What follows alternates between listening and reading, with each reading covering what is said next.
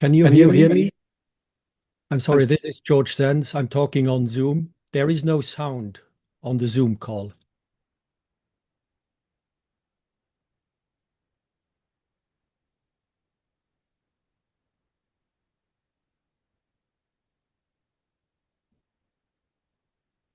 It was showing. Okay, now I can hear you. Okay, sorry about that, George. Thanks for letting us know about the issue. You're welcome. Okay. TIF 3 extension and closure, and we've discussed this before, but I thought it was important to include here again for reference. Council is, as you know, taken action for the affordable housing extension. First increment will be received for the 2025 tax year that is available and paid in 2026. That we're estimating currently that will generate about $11 million. The actual amount will be finalized this December, and it'll depend on the final tax rates and the final equalized values, but it should be in that ballpark. And at least 75% of that needs to be used for the benefit of affordable housing. The remainder can be used to make other housing improvements, and all of this can be used throughout the city. We are anticipating that as we get into next year and start receiving these funds, we'll be creating a special revenue fund, and then these funds will stay in that special revenue fund to be used for this purpose.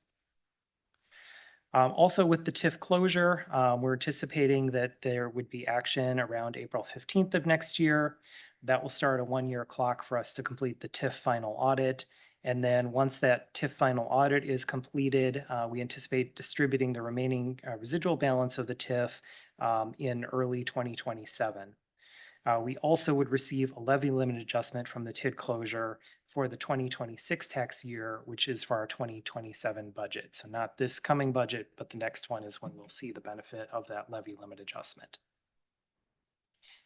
And I provided some estimates earlier this year when we had a committee of the whole about those final TIF balances. I have updated these based on our actual 2024 audited financials and what we're currently seeing for assessed values. These are still subject to change as we go into this next tax year. But currently what we're estimating is a projected final TIF balance of around $10 million. If Middleton's share stays at about 30% of the overall tax bill, tax levy, that would be roughly $3 million as the residual balance that would be available for City of Middleton. Bill, can you? Yep. Can you walk us through these numbers? Because if I add up the 29 million and the 1.9 million and subtract the TIF bond payoffs and escrows, I don't get 10 million. Yeah, so if you take the projected fund balance at the end of 2025, about 29 million, we'll add in the additional revenue for non-tax levy revenue. So it's about $2 million. That would bring us up to about $31 million. Subtract out the roughly $22 million for TIF bond payments and escrows, that should leave a balance of about 10 million. And if that doesn't add up correctly, I can double check the math on that. Okay. Yeah, I will, following the meeting, I will double check the math and I can When let you you know if mentioned that that changes. you've updated this information, I wondered if maybe there was something. Yeah, it may be that I updated, forgot to make one of the updates on this slide. I'm comfortable about the $10 million number, but I will double check. I may have missed updating one of these numbers, and that could be the reason for the difference. But I will double check that, and thank you for flagging that for me. Thanks. And then for the levy limit adjustment, that adjustment is based on 50% of the final value of the TID divided by our total non-equalized value. So this can change too, because we have one more tax year coming up, but we're looking at a levy limit adjustment of about 7.1%, and based on our estimated general levy, that should be about a $1 to $1.1 million levy limit adjustment that we'll see for the 2027 budget year.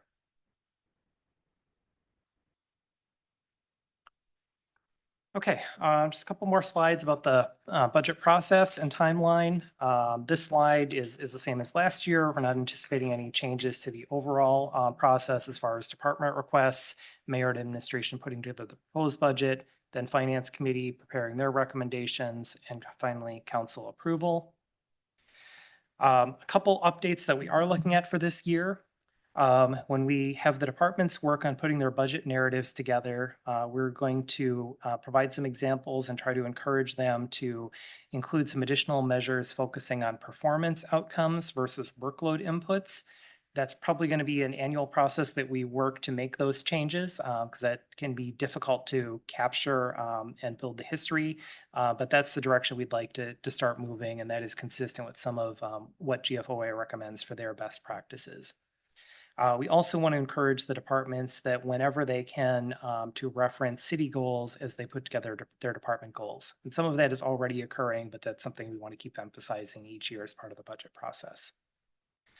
For the operating budget requests, we're planning to continue using the budget initiative forms to try to focus the discussion on major items within the budget rather than individual line items. So you'll see a budget initiative request that might have several individual line items grouped together for a common purpose.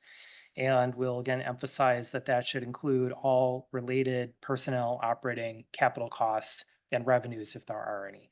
So an example would be if there were a request for a new police officer, that should include the personnel cost. It should include operating costs for like body armor, other equipment training. And if there would be a vehicle or some other thing like that, that would all be combined as one request so that you see the full cost of that initiative. So really not too much change there, but just things we want to emphasize for the departments. On the capital budget, we are going to be working on updating our capital forms to include life cycle cost information so that that's captured up front and available as you're reviewing the budget. We're going to focus on that for vehicles and HVAC equipment for this year. At our discussions looking at the sustainable purchasing plan implementation, I think the consensus is that that's where there's probably the greatest focus, the highest priority, as well as some of the tools that are available to try to capture that life cycle information, including the drive tool that staff has been looking at for the vehicle option comparisons. And then in addition, for the vehicle replacement plan items, so replacing an existing piece of equipment, our practice has not been to require departments to do a full budget write-up for a replacement item. And that's something that's based on our replacement plan schedule, and then primarily our Assistant Public Works Director and Chief Mechanic that are working on making recommendations there, consulting with the departments. We are going to look at revising the forms, though, to have some better information for your consideration of what were the different options that were considered, so that life cycle cost information, and just try to include more of that upfront in the budget document, which should hopefully help address some of those questions. And then based on the calendar that we looked at earlier this year, these are the key dates. So we're doing first kickoff today, targeting a second kickoff on July 15th. Budget departments, department budget requests will be due on August 15th. We're shooting for September 19th to have the budget briefing books available for your discussion. And then as we had discussed, looking at least currently September 30th for a work session, the 2 regular dates in October for additional finance committee discussion, and the 2 council dates in November for the public hearing and council budget action. And additional meetings can be scheduled if needed around that timeline. If there are any other questions on the budget, be happy to address those. I have some questions. You mentioned the TID extension, that will be a new special fund under the governmental funds. How will we, the city, build in capacity to spend that money into our 2026 budget? Since we're writing the plan now for, what affordable housing program will have starting sometime in 2026, how will you and Brian and the mayor make sure that that we'll have the ability to actually start spending some of that money without too many budget amendments? Yeah, so I'm anticipating that we will be budgeting for that fund in 2026. We'll provide our best estimate of what the revenue is going to be based on the TID closure estimates. For the expenditures, based on where that plan is at, as part of the putting together the proposed budget, Brian and I can work with the mayor on putting together a budget proposal. If the plan is still being developed, that of course may need to be modified either through the finance committee discussions or council discussions. But I think at least my intent would be to have something in place, and then if it does need to be amended, it can be, but have that as a starting point. Okay. And I'm helping to write the plan, so I'll try to steer us in the direction of having something concrete sooner rather than later. The chart showing borrowing and mentioning that 99% of our borrowing is paid off in 10 years, will that be the case in the future with the civic campus project borrowing, or will we take the opportunity to have a longer mortgage? Yeah, I'm anticipating that we'd go longer for that, and that is consistent with what the city's done for other large facilities. When the police station was constructed, when the mock was constructed, part of the rationale for doing shorter terms on our annual debt service is since we're borrowing a fairly consistent amount year to year, it just helps keep our overall interest costs down. But when looking at a larger facility that has a long life, it makes sense to extend that out. So we'd be anticipating looking at a 20-year note issue. Okay. And then I just want to say I'm very excited about the changes to the forms, and it's clear that the sustainable purchasing policy implementation plan is having an effect on at least our plans for the budget. So thank you both for that. Okay. Maybe just a quick Yeah. question again on the affordable housing funds. Is there a timeline when those funds have to be spent? No, there's not. Yeah, so It could be a long-term kind of project Yep, or, yep. okay. yeah, it can be an ongoing. There's not a requirement that they have to all be spent next year or time certain. Okay.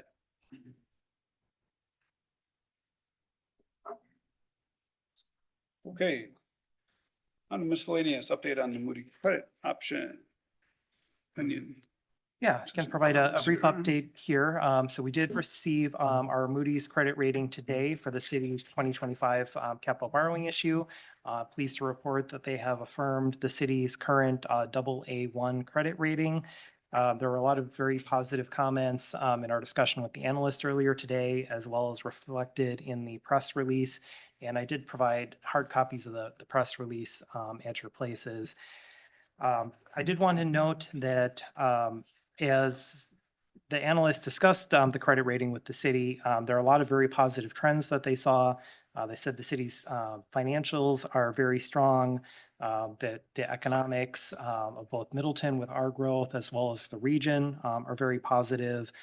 They're looking at city management as another strong positive, and the press release cites if you look at the 5-year trend, our fund balance has been steadily increasing each year. We've been paying down debt service, the rapid repayment of debt. And when they look at their scorecard of all of their factors, we're actually very close to a AAA credit. And they looked, and we also had pointed out to them some of the measures that compare very well to AAA, which is the highest credit rating available. They did say that with the committee discussion, there were really two things that were holding them back from upgrading us to a AAA. The first is waiting to see what happens with our community campus debt, because they do know that we're contemplating additional borrowing for that project. And while we do have a lot of available debt capacity, they know there's a big range of options we're looking at, and they're waiting to see where the city settles in and what that does to our debt levels.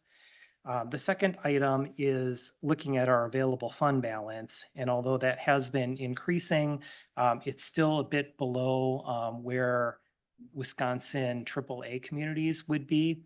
And so they said they would be waiting to see what happens with our TID 3 closure, how the city handles the residual balance as part of that, and what that does to what they use as the available fund balance calculation.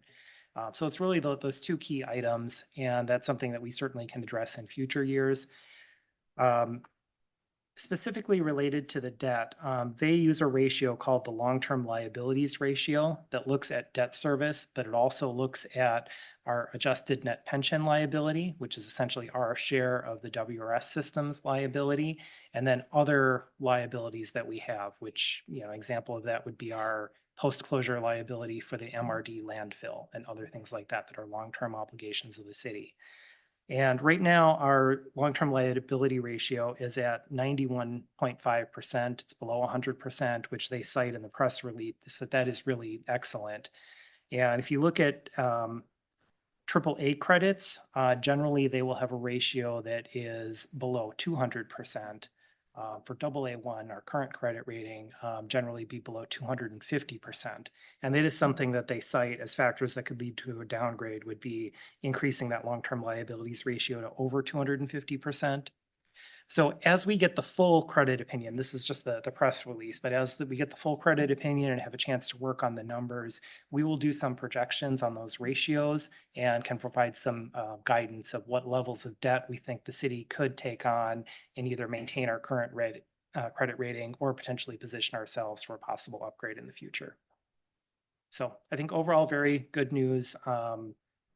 Reflects well on the city and in the position that we're in, and happy to answer any questions. Otherwise, we'll provide more information as we have a chance to run through the numbers.